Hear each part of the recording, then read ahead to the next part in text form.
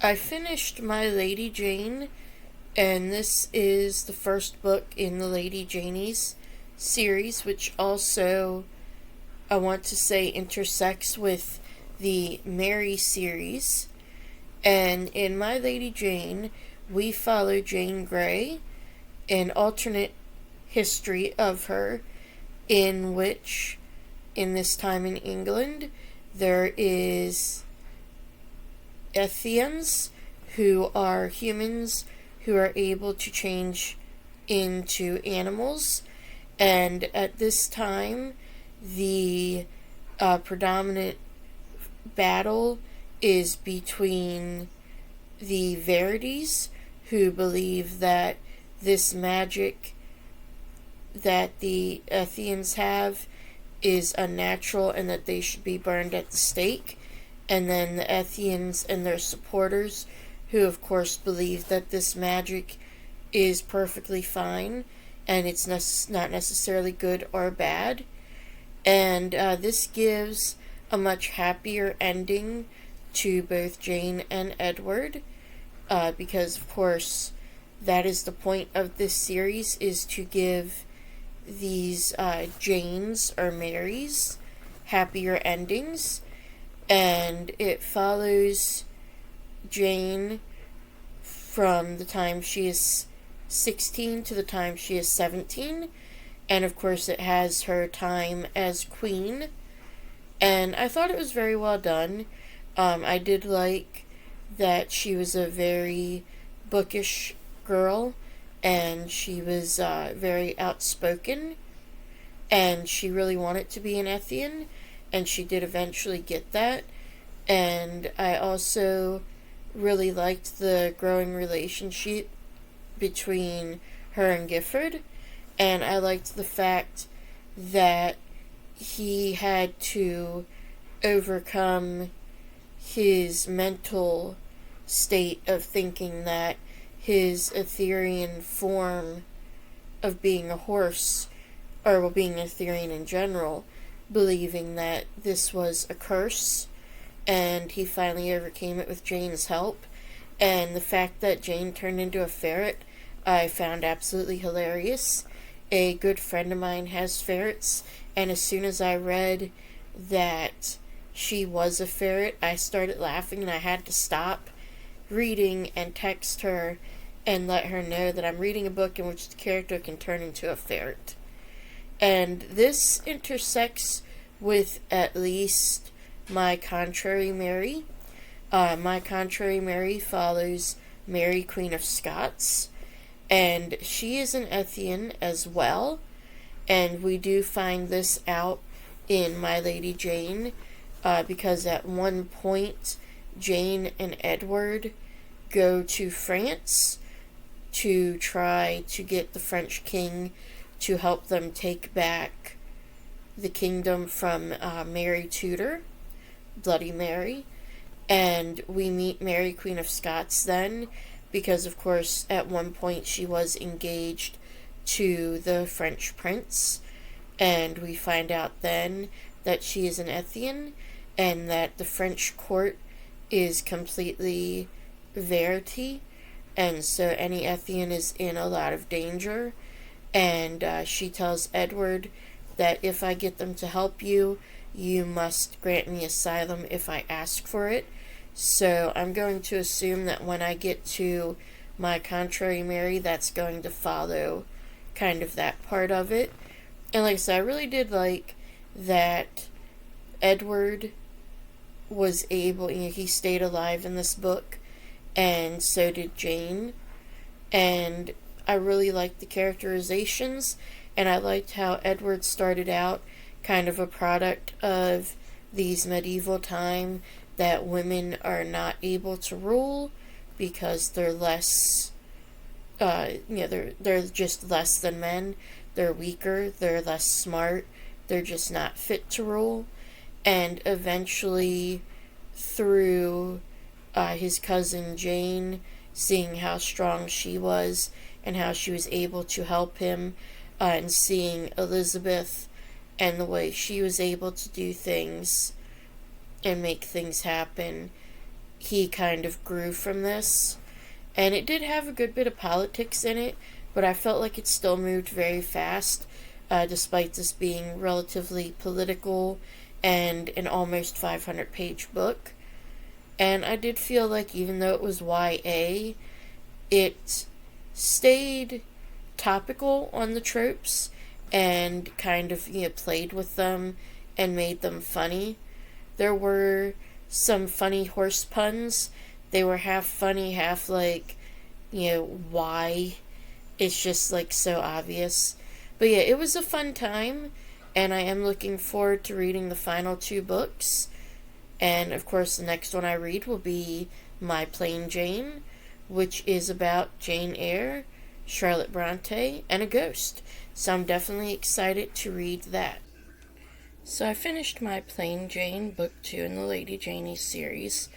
This one follows Jane Eyre, and I really love the fact that they made Jane Eyre a real person who was Charlotte Bronte's friend. And then they have little other Easter eggs. They had marriage announcements. There's 3 of them. One, I'm not sure where it came from. One was from Emma by Jane Austen, and one was the couple from Wuthering Heights. So I did find that little tidbit amusing.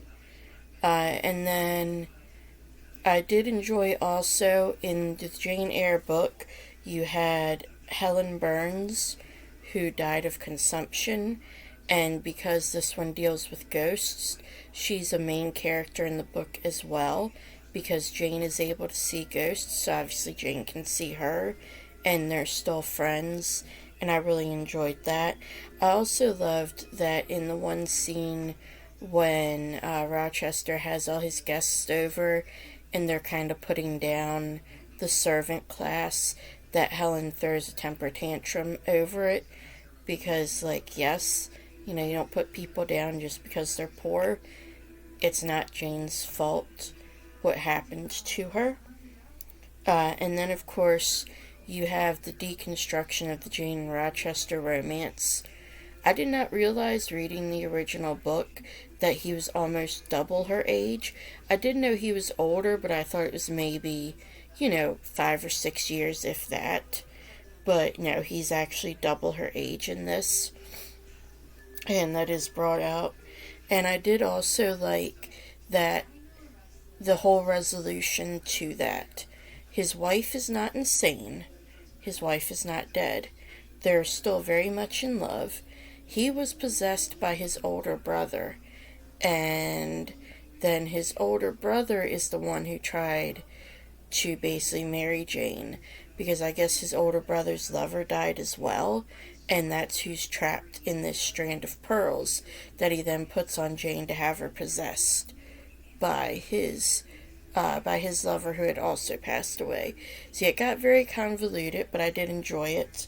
And then I love all the ridiculous points from the original book that are kind of exaggerated, and then you have Helen completely pointing this out. And I also love that we get Branwell Bronte. He is one of the Bronte siblings who's not brought up a lot, because, he was kind of bumbling and out there. And he still has that in this book, but he's also more endearing. And, yes, and then we have the whole thing about the beacons, who can basically not only see the ghosts, but command them. And that is Mr. Rochester's wife, Bertha. She was a beacon as well. And because she turned against them, that's why everything happened. And then finally, I did like at the very end that we get to see Lady Jane Grey and G. So that was fun. However, I am curious, he can still turn into a horse as a ghost, which makes sense, because that's something he could do in life. But, why does nobody know about this now? It has been, I guess, about 300 years or so. You know, um, so that does make a little sense. And the Ethians were kind of becoming rarer in My Lady Jane, so I guess that could account for it. But that's never really addressed. So that is something I'm definitely curious about. And I'm definitely highly enjoying this series. They're very fun. They have some very good tongue-in-cheek humor. And they kind of take the little historical tidbits and play around with them. And I really did enjoy this whole addition to the lore, having now there's ghosts. I do wish though that the ghosts had been mentioned in the first book, or the Ethians introduced in this book and known about.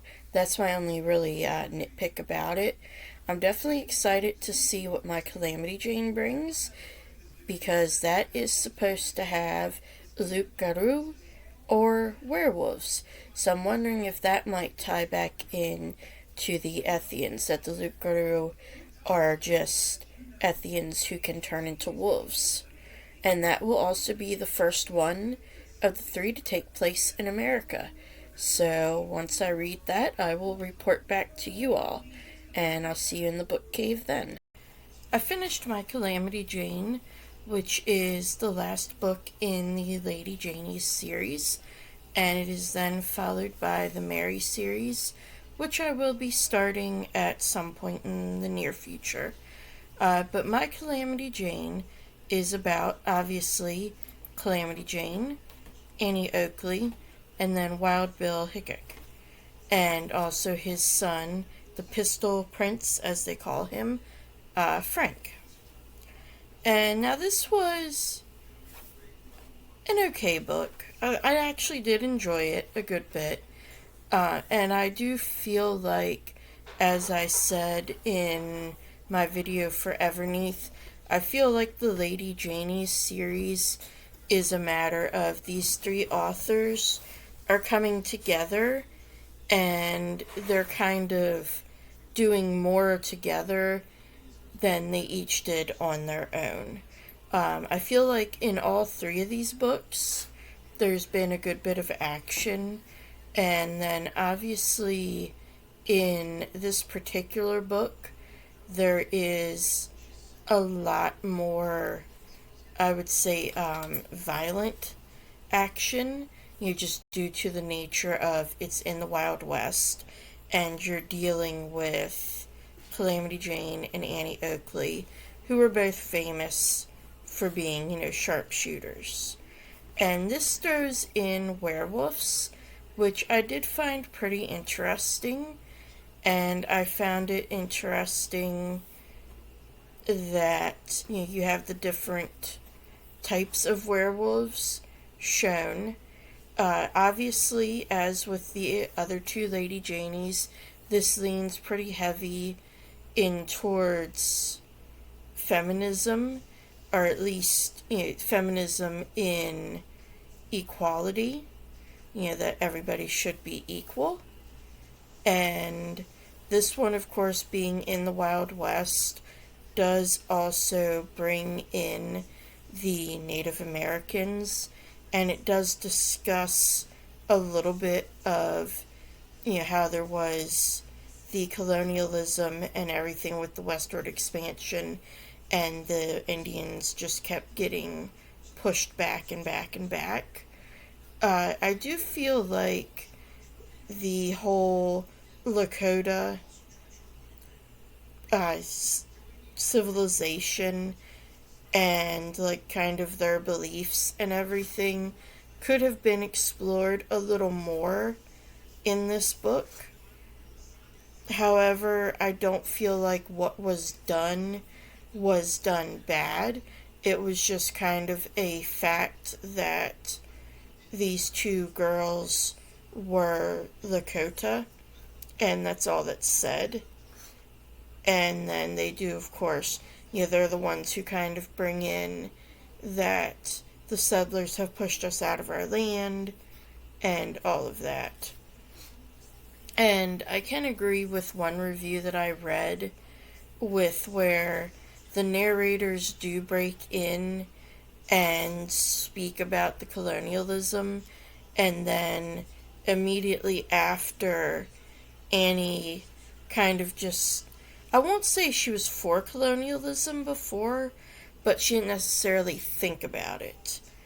And then now all of a sudden she's just completely 100%, against it on their side, and there's no sort of seeing her come to that revelation. So I can kind of agree with that. I feel like some of the things that happened in the book, along with that, and along with, equal rights and everything, could have been more of the characters going through the development and coming to these realizations rather than, the narrators just kind of breaking in and then now this is what the characters believe. It wasn't done horribly, but it definitely could have been done better. I feel it could have been better developed. As for the plot itself, from the beginning, I was very, very suspicious of Jack McCall. And as soon as he showed up and then disappeared and then all of a sudden reappears after the ruckus, I was extremely suspicious of him right then. Because I was like, okay, this doesn't really make sense. And then one thing I did like is when Annie goes to unpack in the room that she and Jane are sharing, she's very organized, and she makes a comment that it sparks joy. And I just kind of found that funny since, I have heard of Marie Kondo, and I know that is, her thing is spark joy. So I just found that kind of funny. And yeah, so overall I did enjoy the book, and I did like the series.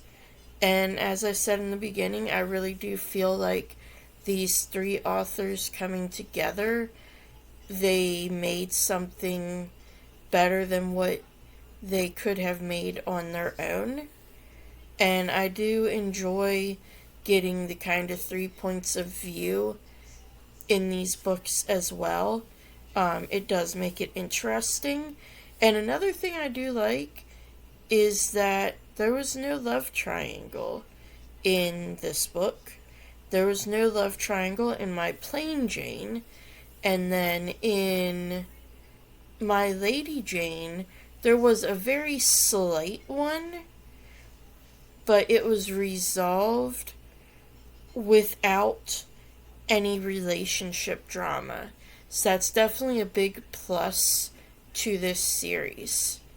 And if you pick them up, if you like kind of historical fiction that has a little bit of humor pulled in and a little bit of kind of fantasy elements pulled in, I can definitely recommend any of these three books. And yeah, I hope you all enjoy if you pick them up, and I will see you the next time.